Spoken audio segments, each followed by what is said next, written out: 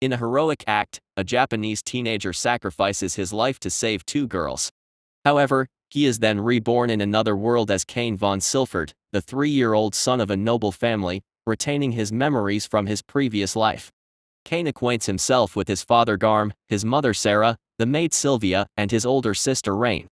Additionally, he encounters Garm's first wife Maria as well as his much older half-brothers Jinan and Alec. Benefiting from a sudden surge in intelligence, Cain is granted permission to pursue his studies and secretly begins delving into the realm of magic.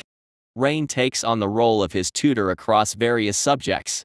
2 years later, Cain prepares for his baptism and learns about the existence of 7 gods within the margrave faith. During the baptismal ceremony, all 7 gods inform him that his virtuous act of sacrificing himself grants him blessings from each deity. Realizing that he has become the strongest, smartest, and most skilled human alive through these bestowed blessings, Cain becomes aware of the concerns his family harbors regarding governmental scrutiny, prompting him to conceal his newfound powers.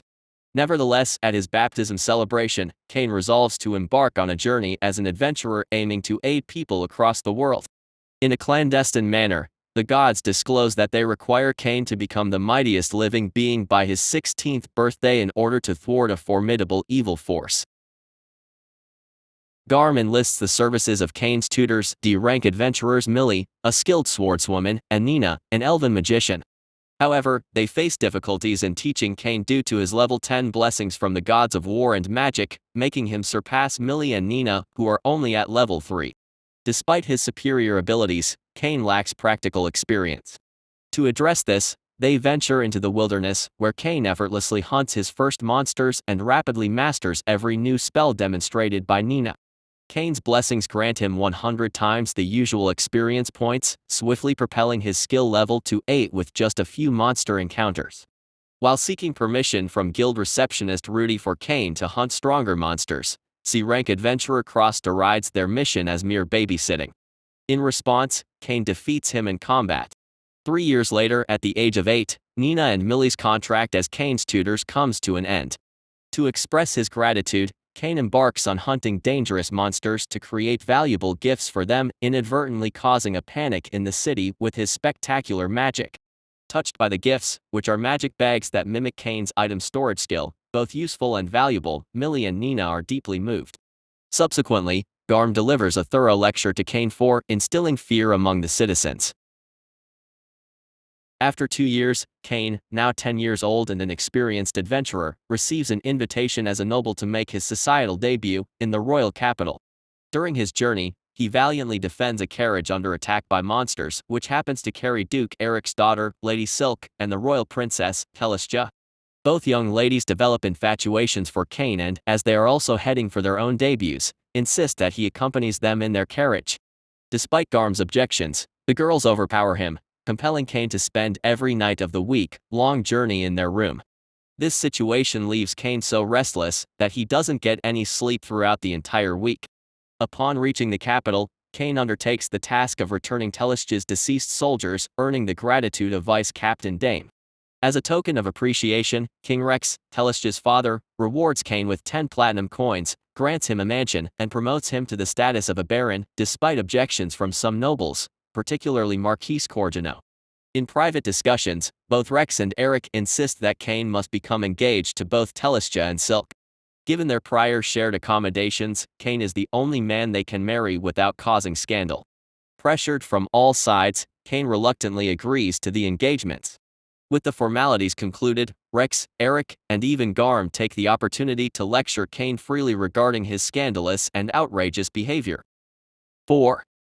As Cain's levels rapidly approach the demigod stage, he decides to consult the gods about his progress. However, due to their insatiable hunger for entertainment, the gods dismiss his concerns and instead request him to introduce Japanese forms of entertainment to their world. In order to fulfill this task, Cain pays a visit to Parma, a catgirl acquaintance from his childhood who now works at her uncle Tamanis' store. Tamanis agrees to produce a reversey board game through his trading company, and with Panam, the god of commerce, as a witness, they solidify their business deal by signing a contract that guarantees its success for a period of 3 years. As the debut ceremony approaches, Cain must pretend to meet Silk and Telestia for the first time, as their engagements are still a secret. Cain presents Rex with an extravagant reversey board, which greatly pleases the king. Trouble arises when Marquis Corgino's son, the mischievous Habit, attempts to charm Silk. However, when Silk disregards his advances, Habit, along with his friends, unsuccessfully tries to bully Cain using their low-level magic spells. Fed up with their behavior, Silk reveals Cain's full Baron status, causing Habit and his friends, who are only Viscount's sons, to bow and apologize. To maintain the secrecy of their engagements, Silk and Telestia manipulate Cain into going on romantic dates, which are overheard by Rex and Eric. Once again, they lecture Cain for his reputation as a womanizer. Upon visiting his newly acquired mansion, Cain is disheartened to find it in a state of disrepair and neglect. However, utilizing his magical abilities, he swiftly cleans and restores the mansion to its former glory. To assist with the upkeep, Cain hires Sylvia, 3 maids, and a butler named Colin. On another occasion, Cain pays a visit to his parents, coinciding with the presence of his older half-brothers, Jinan and Alec. Taking the opportunity, Cain proudly shows them his mansion. Garm, his father, suggests that Cain should throw a party to acknowledge his new baron title and gain recognition from other nobles. Inspired by this idea, Cain decides to create exquisite glassware as gifts, accompanied by Japanese cuisine and alcoholic beverages. Surprisingly, Rex, the king, insists on attending the party alongside Telestia, an act that deviates from the usual protocol for royalty. The nobles in attendance are taken aback when they discover that Cain has preserved a taxidermy calamity, class red dragon, as a trophy. Among the guests, Rex shows a particular fondness for the glassware and the alcohol. However, the event takes a dramatic turn when Marquis Corgino arrives late and proceeds to insult everyone, criticize the food, and demand that all the glassware be handed over to him as a gift. Cain, choosing to diffuse the tension, allows Corgino to claim the glassware. But before Corgino can revel in his victory, Cain reveals Rex's presence, resulting in the furious king causing Corgino to flee in disgrace. However, Cain himself does not escape unscathed, as Rex, realizing that Cain manipulated him as a pawn against Corgino, proceeds to deliver a 2-hour-long lecture on how a baron/son-in-law should properly treat a king/father-in-law. Dame requests Cain's presence at a knight's training session. During the training, Knight Captain Tijuana, who is also an elvish viscountess, challenges Cain to a duel. Surprisingly, when Cain emerges victorious, Tijuana proposes marriage to him and takes him to discuss the matter with Rex, the king. Rex becomes furious upon learning that Tijuana is not only a viscountess, but also the elvish princess. Reluctantly, Rex agrees to the proposal on the condition that Duke Lyson, Tijuana's father, gives his consent as well. Concerns about Cain's growing power trouble Rex, prompting Magna to suggest a test.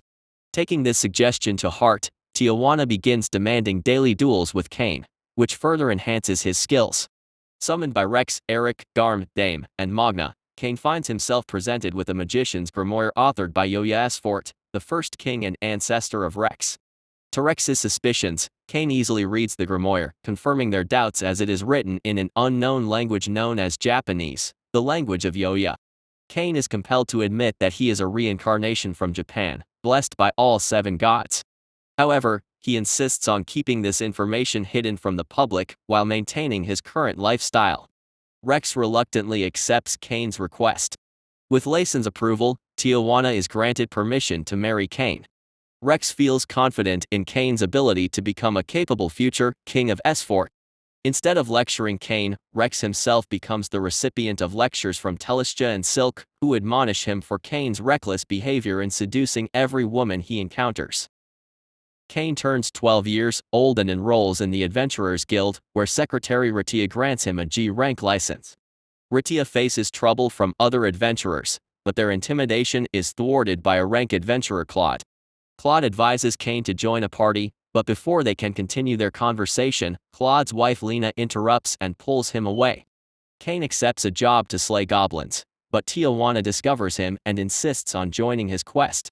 Tijuana defeats the goblins while Cain handles the nearby green lizards, unknowingly taking a quest that Millie and Nina intended to complete. Vice Guild Master Cedric accuses Cain of dishonesty regarding the lizard slaying. Guild Master Eden, Tijuana's older brother, comes to Cain's rescue, fully aware of his abilities. Eden promotes Cain directly to a rank, enabling him to undertake the most perilous missions. Cedric offers a humble apology upon learning that Cain is a baron. The gods observe the situation with some amusement, knowing that they need Cain to grow even stronger to confront the impending awakening of the dark god Eren, who aims to destroy the world. To aid in his development, they decide to provide him with an instructor they have in mind. Telestia and Silk discover that Cain went on a date with Tijuana and demand he grovel before them to seek forgiveness. Cain participates in the entrance exam for the Royal Academy. Following a written test, Cain unintentionally shatters the magic safety barrier during the magic exam and then engages in a draw with Claude during the swordsmanship exam. Rex admonishes Cain for destroying the expensive barrier and for mistakenly taking the exam intended for commoners instead of the nobles exam. Cain discovers that he achieved a perfect score and is assigned the task of delivering the welcoming speech. During the entrance ceremony, Rex delivers a speech that clearly warns Cain against causing further trouble. In the homeroom session with instructor Elka, Cain selects adventuring, magic, and magic items as his preferred subjects, while Telestia opts for internal affairs to oversee Cain's noble domain, and Silk chooses commerce to handle Cain's business matters, much to his embarrassment. Cain notices Habit attempting to intimidate Parma into quitting school to secure her place in Class A, only for Habit to flee upon realizing that Parma is Cain's childhood friend. Cain anticipates upcoming lectures when Telestia and Silk befriend Parma. Through a psychic message, Cain is directed to the library where he is unexpectedly transported away by a man who recognizes Cain as a reincarnation and reveals his original name as Shiina Kazuya. The individual is Yoya Hirasawa, also known as King Yoya Sfort. Yoya discloses that he has created his own world, Fabnil, and has assumed the role of its new god of creation. Yoya agrees to train Cain and hints at Eren's connection to Cain's previous life. Without warning, Yoya abandons Cain in a remote wilderness thousands of miles away, cautioning him about the considerably stronger monsters in this world. Moreover, time flows differently, granting Cain several years, while only a minimal amount of time will elapse in Sfort. Cain comes to the rescue of a Fenrir puppy, whom he names Haku, and together they endure 4 grueling years before finally reaching Yoya's residence. Yoya reveals that Eren was previously the god of amusement but became corrupted, orchestrating deadly conflicts among kingdoms for his own entertainment. Additionally, Yoya discloses that when he was reincarnated from Japan, 2 others, Seiya and Megumi, Cain's deceased parents who perished in a car accident, were also reborn and became Yoya's cherished friends, only to be killed while battling Eren. Cain is dispatched to train as a warrior under the guidance of the elf named D-Rain. After an additional year, Cain triumphs over D-Rain and returns to Sfort alongside Haku and D-Rain's pet dragon, Jin. Yoya presents Cain with a sword intended for Rex. Tearfully, Cain reunites with Telestia and Silk after being separated for 5 years, only to face their harsh scolding since, from their perspective, he had been missing for almost a week. Rex expresses astonishment at Cain's account but eventually believes it to be true after inspecting Yoya's katana, which he allows Cain to keep. Eric reminds Cain that he still hasn't completed the bandit capture quest, necessary for his promotion to a rank. With Cain having been absent for 7 days, the deadline is approaching. Cain successfully captures the bandits, also rescuing Millie and Nina, who were accompanying Sabinos, Parma's father and Tamana's brother. Millie and Nina are taken aback by Cain's newfound status as an A-rank adventurer and a baron. At the guild, Cain encounters Claude, who discloses that Millie is his sister. Upon realizing that Cain is also a student at the academy, Claude, Lena, Millie, and Nina join as guest lecturers to assist him. However, they observe that Cain doesn't fit in with the other students at all. They attempt to help Cain stand out and become popular but fail miserably. Frustrated by Claude's incompetence, Cain embarks on a rampage through the monster-infested forest, inadvertently causing the kingdom to fear the emergence of a demon lord. This leads to Cain receiving his most severe reprimand yet from both Rex and Garm. During his rampage in the forest, Cain dislodges a crystal from its hiding place, which is subsequently devoured by a dragon. The dragon becomes possessed by a fragment of the returning Eren. Cain's classmates begin forming contracts with monsters. Despite instructor Grat's naive decision to let Cain try, Cain inadvertently summons Seth, a prince of hell. Initially panicked, Cain's anxiety subsides when Seth recognizes his exceptional magical level and willingly becomes Cain's contracted servant, groveling happily. Rex becomes furious, realizing that Seth had the potential to devastate the kingdom. Rex insists on examining Cain's complete magical status, only to discover that his magical capacity is immeasurable, bestowing upon Cain the title of demigod. Unsure of how to proceed, Rex appoints Cain as a viscount and assigns him the responsibility of managing an entire village. If Cain succeeds in this task, Rex will publicly announce his engagement to both Telestia and Silk. Cain's elder brother Jinnen informs him that monsters in the vicinity of the forest are growing more ferocious towards humans, prompting Cain to investigate the cause. Although Cain eliminates numerous monsters, he is unable to determine the source of the escalating threat. Seth can only sense a being of unimaginable power attracting and influencing the monsters, leading him to dispatch his demon servant, the four-heavenly king Dalmatia, to investigate further. Their interference prompts Eren to unleash thousands of highly formidable monsters, wreaking havoc upon the kingdom. Recognizing Eren as the culprit, Cain, Seth, and Dalmatia hastily confront him, leaving Cain's friends to protect the city. Cain's friends manage to confine the monsters within the forest. Cain locates the dragon possessed by Eren, who immediately recognizes him as the chosen champion of the gods and the son of Seiya and Megumi. Despite being only partially resurrected, Eren forces Cain onto the defensive and nearly kills Haku and Jin. In response, Cain activates his overload ability and obliterates Eren, along with the forest and the mountain behind him. S-Fort is saved, but Rex is infuriated by the golden light emitted by overload as it leads the citizens to believe that the gods have descended from heaven. Exhausted from his outburst, Rex decides to retire and pass on the kingship to Cain. Magna calms Rex down, and he decides to appoint Cain as the Viscount of Dorenthal instead.